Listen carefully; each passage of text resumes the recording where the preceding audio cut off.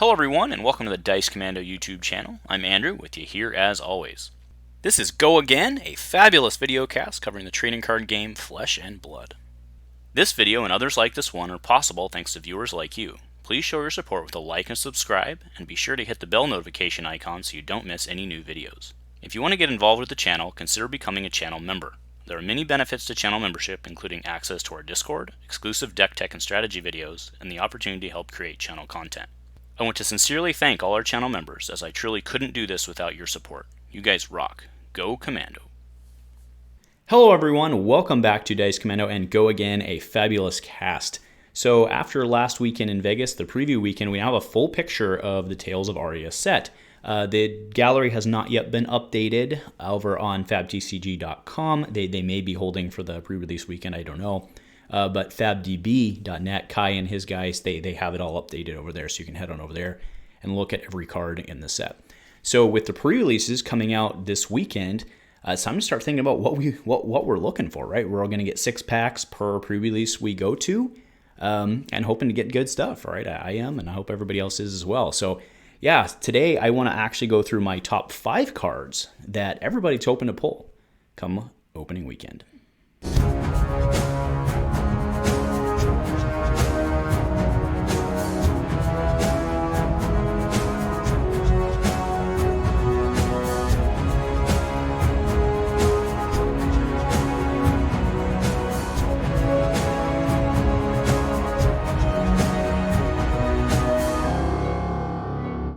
Hey folks, so welcome back. Thank you very much for tuning in again and hanging out. I hope your week has been going well so far. I'm headed to 2 pre-releases this weekend, or at least I believe I am at this point.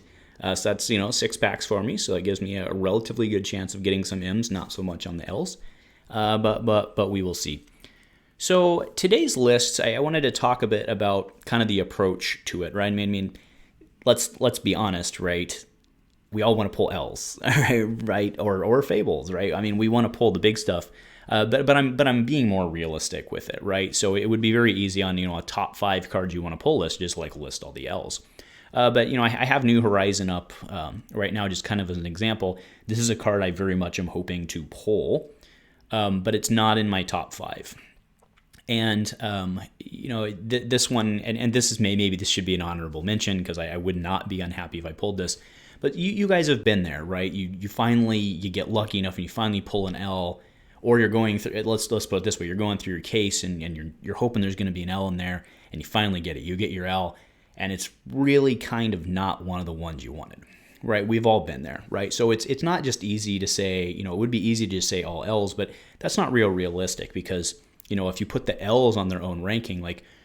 What do we be honest? If we're being honest, what do we want out of this set? We want like New Horizon and the Ram's Head, right? I mean, that's really what we're looking for. So in my top 5 list, I've largely avoided L's. There is one L on the list, just because it's gonna be that popular, right? It will be. So anyway, like I said, New Horizon, sure, we can call it honorable mention. I certainly want to get that one because why not? And I also think it's gonna look super amazing as a cold foil. But so with that said, let's go into kind of the top 5 cards that I believe everyone's looking to pull because they want to get them to play with. Okay, so number 5 is the background. Seek and Destroy. Next arrow attack this turn gains +3, and if it hits a hero at the beginning of their next end phase, they discard all cards in their hand and destroy all cards in their arsenal. Go again, baby. 0, Majestic Ranger action. Generic, well, not generic, but a generic Ranger action, let's put it that way, right? This card's going to be I believe this card's going to be very, very popular and very sought after early, right? The people who want it are going to want 3. I think most people who pull it aren't going to want to trade it because, if it's very clearly going to be like a very powerful card in Ranger. So like I said, even if you get one and you're not necessarily playing Ranger out of the gate, you're probably not trading it unless it's maybe for another card on this list. So I think this is going to be one you want to pull because I think this one's going to be highly sought after early. Be a very functional and useful card throughout the set. So definitely if you pull a Seek and Destroy, congratulations to you. Make sure you're making smart trades with that one. All right, next up is Sting of Sorcery, spoiled on this very channel. But this one is another kind of, you can kind of start seeing where my head is at on this list, right? Sting of Sorcery, it's a blue 0, amazing, with Go Again. Attack action cards you control gain. When you attack with this, deal 1 Arcane to target hero, right? So all attack action cards for your turn gain that. They do Arcane damage. Not producing rune chance, deal Arcane damage. In the beginning of your end phase, destroy this because it's an aura, right? I mean, it's no secret that Chane's the big bad in the room. This looks real good with Chane. It also looks real good with Briar, right? It looks real good, period. This is another one of those that I think a lot of people are going to be trying to grab up to improve their current Chane decks. Chane may have some new challenges come the meta, but he's still out there, and people, I mean, this is a great card, right? So again, this kind of falls into the same logic bucket as my Seek and Destroy argument. People out there are gonna want 3 of them. People who pull them probably aren't gonna want to trade them. So hopefully you can pull one of these or a couple of them going into the weekend. All right, next is Duskblade. So this one you only need 1 of, right? Each person only needs 1 of this. This is obviously the generic Runeblade weapon, 2-handed. It's the opposite of the Dawnblade. Once per turn, for 1, you just swing 2. It's not that great, but whenever you attack, if you've played an attack and a non-attack this turn, put a +1 counter on it. At the beginning of your end phase, if you haven't played an attack action card and a non-attack, remove all +1s. So very, very neat card. Very, very scary looking card. And certainly one that's going to be, I think it's pretty clear that one's going to be highly sought after. Now, this is the only weapon I have in there. A lot of the Majestic weapons we've seen this is the only Majestic weapon, I believe, that we've seen in the set that is generic, right? Oldhim has his, but it's specific to him.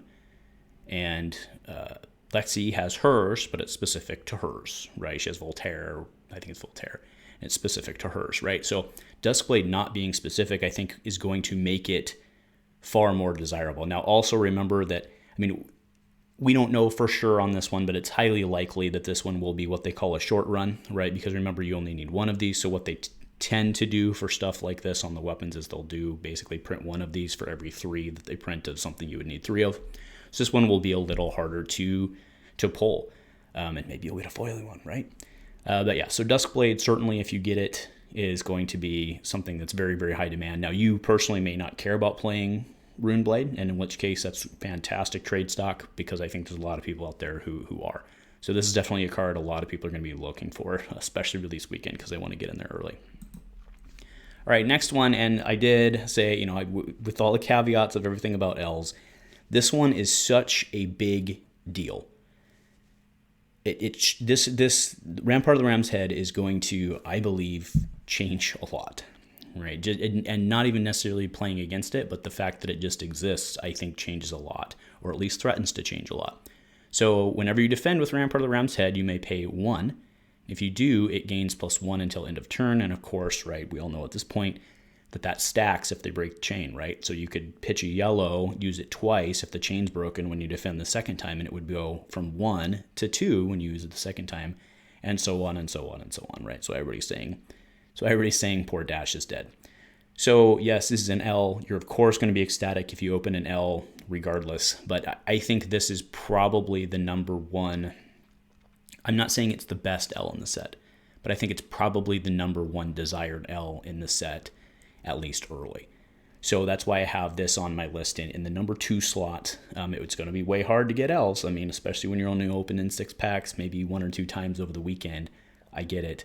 But this one is so important, and it's going to be so highly desired because a lot of people want to play Krabby Grandpa, or at least are looking to him.